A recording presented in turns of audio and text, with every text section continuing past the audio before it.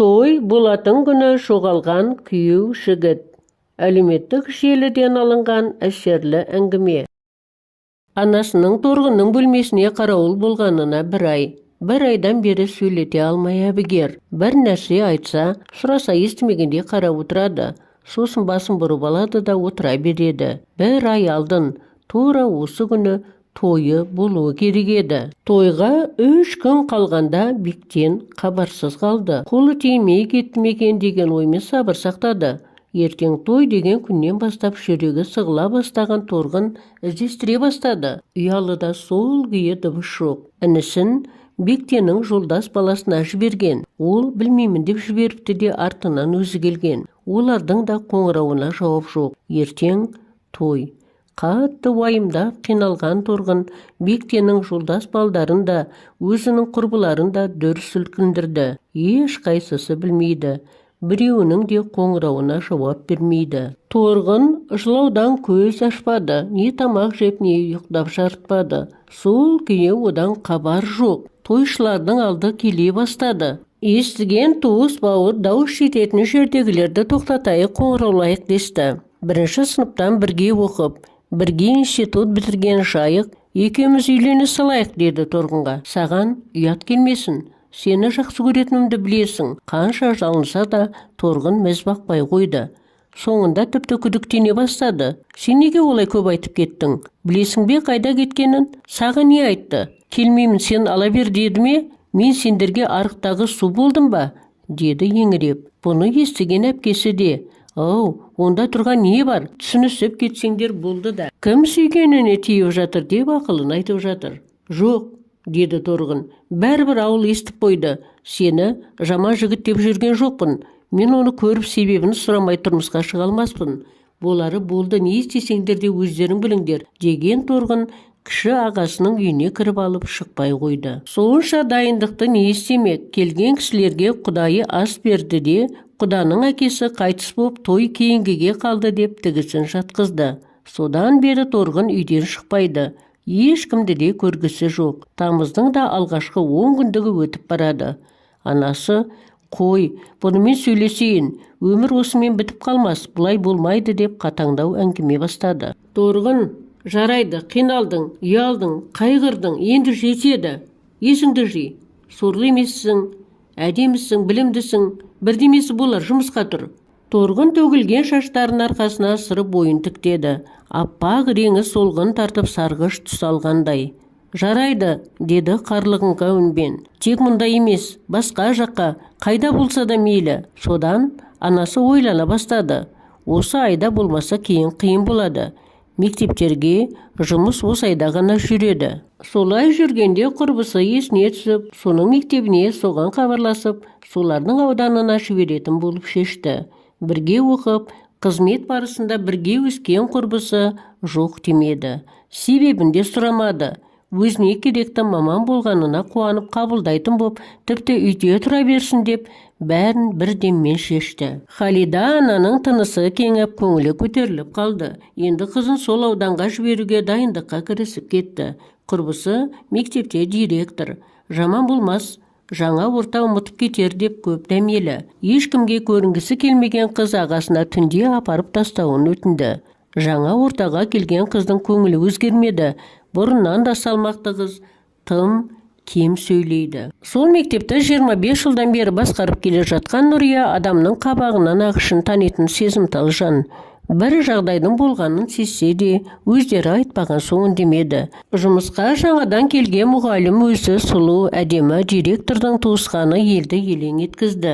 Мұғалімдер де іштерінен бойдақ туыстарына айттырғысы келіп, тіпті ата-аналар да мектепке келгіштеп бойдақтарының құлағын жегендері бірталай еді. Торғынның селт етпеген мінезінен кейін бәрі әсте басылған. Тек мектепте 1-2 жылдан бері жұмыс жасап жүрген мұғалім жігіттер ғана үміттерін жетелеп жүр. Торғынның ойында тек Бектен. Мектеп пен үй арасы жарты сағаттық жол. Жұмысқа бара жатқанда өкшесі биік аяқ киімі асыға тықылдайды. Үйге қайтарда жайлап, асықпай басады. Үнемі бір жерге келгенде мұңлы әуен естиді. Кейде аз кем бөгеледі. Сол жерге келгенде жүрегінде де өзгеріс болады. Торғын жан-жағына қарап, сол жерге белгі қойды. Сол жерде тұрып қалғанына ыңғайсызданып жайлап жүре берейін десе, дегеніне аяғы көнбей, әрі-сәрі боп тұрып қалды. Алдынан жедел жәрдем көлігі өтті. Үй алдына айналып барды. Жедел жәрдем тұрған есікке жақындап, ішке үңілді. Шығар есікке қарама-қарсы ашылатын есік жартылай ашық қалыпты. Сол жерге шегеленгендей тұрып қалды. Бір сәт дәрігерлер шығып кетті де, іште біреу ғана қалғандай болды. Торғын еркінен тыс есікті ашып, жартылай сығалады. Енді байқады, іштен де бұған оң шығанағына сүйенген жігіт жайсыз қадала қарап жатыр еді. Сырттан кірген салқын мен науқастың назарына дәрігер жігітте арқасына бұрылған. «О, Торғын, кел, сіз бе?» Торғын есік алдында, бектен төсекте бір-біріне қарап қалды. Екеуінің де іші толы, қайғысын, азабын, сағынышын қалай жеткізуді білмеген бектен жасын жасыру үшін сүлгімен бетін жаба, жастыққа шалқая кетті. Екеуінің жасы төгіле іші босаған кезде бірінші болып бектен «Торғын» деді. Торғын тұрған жеріне бүгіліп отыра кетті. «Не болды саған?» сыбырлай шыққан алғашқы сөз. Саған емес, осы жаққа досымның машинасымен келе жатқанбыз. Әжем үйіне келіп, сол кісіні ала кету үшін. Апат болып. Бектеннің дауысы дірілдеді. «Айтпашы, айтпай-ақ қойшы», деді қыз еңіреп. «Бәрін түсіндім».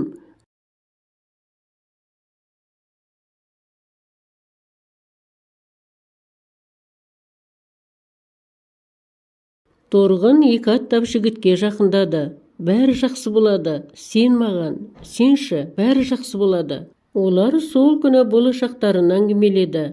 «Сен бақытыңды тап», деді жігіт көздері. «Бағым жанымда», деді қыз. «Ол әлі белгісіз», деді жігіт жанары. «Мен сенемін, бағым тым жақын, қандай болмаса да», деді қыз, көздері жасқа толып мөлдіреп. «Қайдам», деді жігіт, сенімсіз. «Солай», деді қыз, көздері сенімді. Олар үнсіз сөйлесіп таңды атырды. Таң ертең жұмысқа сол жерден шыққан қызға дәрігер жолықты. «Өзіңді қорлама, ол ешқашан жүре алмайды», деді дәрігер. «Мейлі», деді Торғын. «Қандай болса да сүйдім, серттестім. Маған ештеңе айтпаңыз». Торғын директор апайына айтып, сол үйге көшіп алды. Қанша сөздер, қанша ақылдар желге ұшты, жолға шашылды.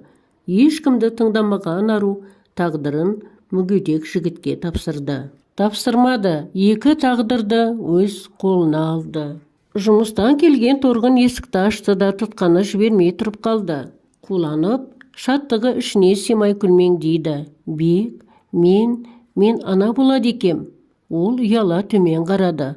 Тосын сыйын ұмытып кеткен бектен орнынан қарғып тұрды да екі адам жасап барып құлап бара жатты. Ұстай алған Торғын жылап жіберді. «Жүретініңді білген едім, тек тез жүреді деп ойламағам», деді жылап жүріп. Тағдыр шебер қиюластырған жандар осылай күдікті ысырып тастады. 6 айдан кейін тілеулес жандар шілдеханаға жиналыпты.